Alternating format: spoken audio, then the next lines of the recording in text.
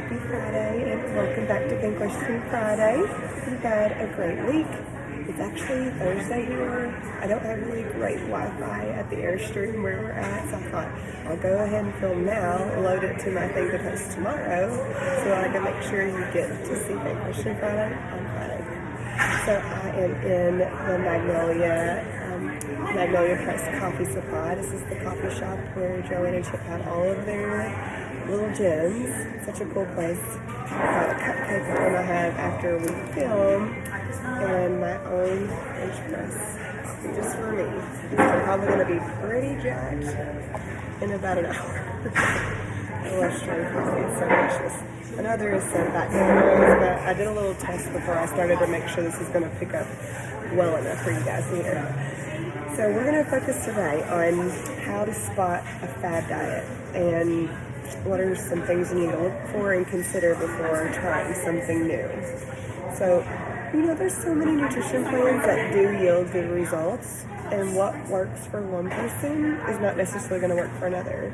In fact, I've had someone recently who I've taught, really kind of cook some carbohydrate consistency things, and it's not really working that well because she's kind of becoming obsessed with the numbers. So we've kind of flipped the switch and we're doing something a little different. And we always want you to have a plan that suits your lifestyle. It's not overwhelming. You're getting stressed about it. So counting is just not for everyone. Now there are certain health conditions that warrant that you need to know numbers, and you just need to kind of train yourself to accept that, and the more you do it, the easier it gets. But let's talk about the fad ones out there. So many, if you watch TikToks, Facebook, Instagram, you see so many things, infomercials, those have a ton on there. So the person who reached out this week and said, how can you spot one? And you don't have to be specific with the nutrition plan. So I'm not going to be specific because there are a ton out there, and I'm not going to throw all of them over the bus. But here are some things I've written down just to kind of consider. If they promise you that you're going to have big results with little effort on your part, red flag. It takes effort with making food changes and exercise changes and getting good sleep, managing stress to see weight loss. So a magical drink or supplement, pill, food that they give you, it's not going to give you long-term weight loss results. So there's a red flag.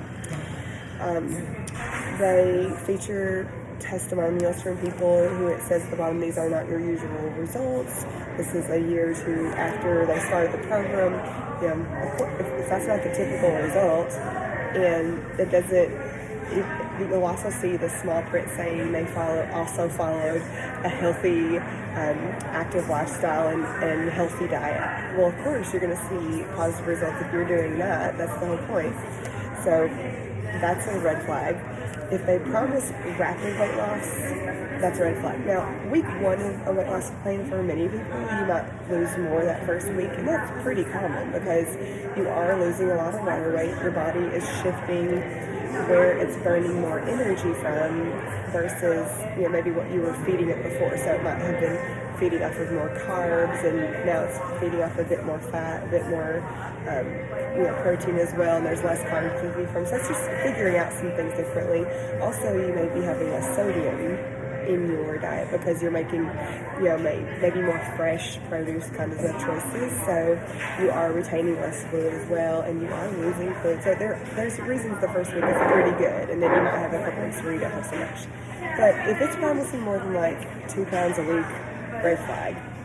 That if it's more rapid than that, then it could be possible that it will work initially, but how rapid it will gain back when you adapt back to a normal lifestyle is what is such a bummer. If it sounds too good to be true, it's probably too good to be true, just like anything in life.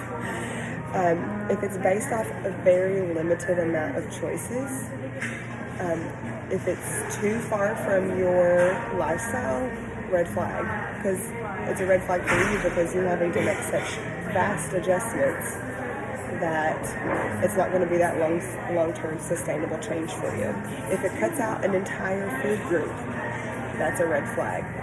okay, there are some very healthy people who go like, no, they're vegetarians or vegans. They cut out maybe all meat or something, but they also are educating themselves on what are the nutrients I'm no longer getting from those foods that I need to adapt and get from somewhere else.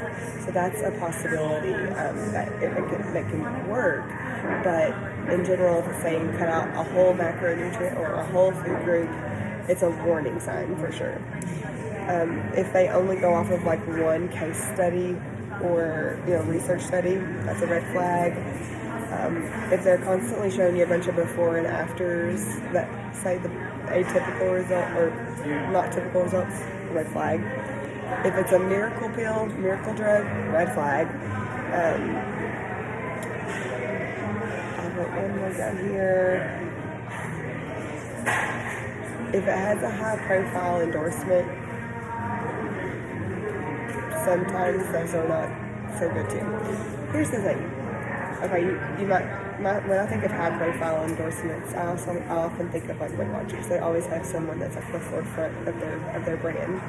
And I have had people who've done Weight Watchers that do really well with their weight loss and keeping it off. Because what they've learned along the way is also a lot of good healthy habits that were sustainable. So there are exceptions to everything. These are just red flags.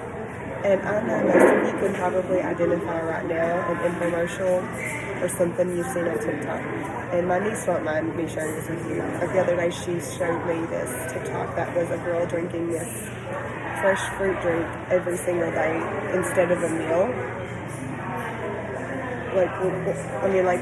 Look at it in a broad perspective. Do you really think me telling you to cut out a whole meal and it's only carbs that are in this drink that this girl has?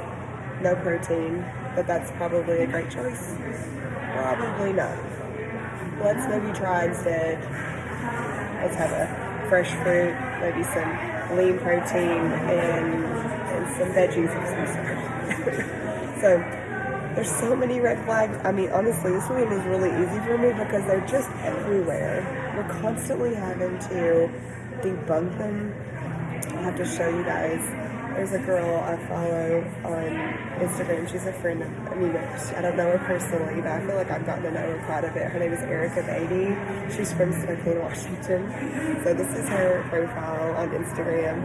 She has the most hilarious, I can totally relate because she's a dietitian, having to debunk a lot of the different diet crazes out there. Again, some people do well with these, and everybody has different convictions as well as what they want their plan to be, but she just nails these. They're so funny, and they can really identify with people that do those types of diets. Not everybody's just like that, but they are the people that we have really interacted with in our practice. So it's supposed to be lighthearted, funny. So I hope that helps. Don't let those fake ones out there fool you. A lot of those would not even remotely allow this. Who wants to cut out everything that you enjoy for a pound? Remember, success is not about just the pounds that you are. I had a gal this week, she's not lost any weight in a few weeks. Her blood pressure is under control. She's sleeping every night. She said she could walk around her block without getting out of breath. She didn't lose a pound the last couple weeks. I consider her having had a very successful couple of weeks in different ways. So I hope you have a great rest of your week, a good weekend. We're going to go check this town out, see what the NCAA Baylor Bear champions have to say about their big win. And I'll see you again next week.